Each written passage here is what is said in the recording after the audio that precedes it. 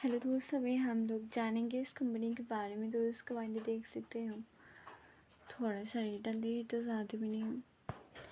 5D देख सकते हो, क्रैश -3% ऊपर ही क्रैश।